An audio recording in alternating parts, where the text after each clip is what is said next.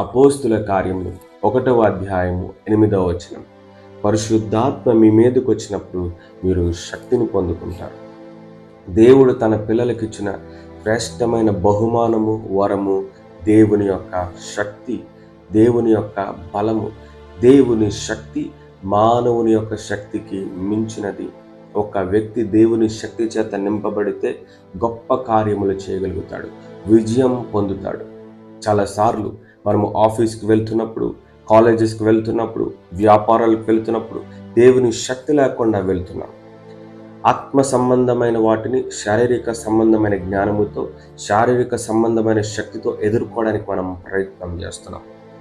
శక్తి చేత నింపబడకుండా బయటకు వెళ్తున్నాం కాబట్టి మనం ఓడిపోతున్నాం.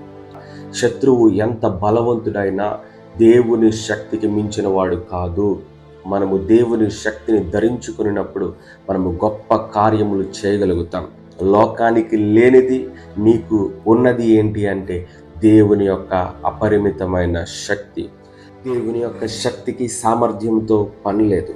ఈ దినము దేవుని శక్తి చేత నింపబడి నీవు బయటకు వెళ్తున్నప్పుడు అసాధ్యమైన కార్యములు సాధ్యపరచబడునుగాక. ప్రార్థన. ఘనమైన తండ్రి, పరిశుద్ధమైన దేవ, నీ శక్తిని మేము పొందుకొనున్నట్లు మీరు సహాయం చేయండి. తద్వారా బలహీనులమైన మమ్మల్ని బలపరచండి. తద్వారా అన్ని పరిస్థితుల మీద, అపవాది మీద, శత్రువుల మీద విజయం మేము సాధించడానికి మీరు సహాయం చేయండి. ఈ దినమంతా నీ సన్నిధి మాకు తోడుగా ఉండునుగాక. ఆమేన్.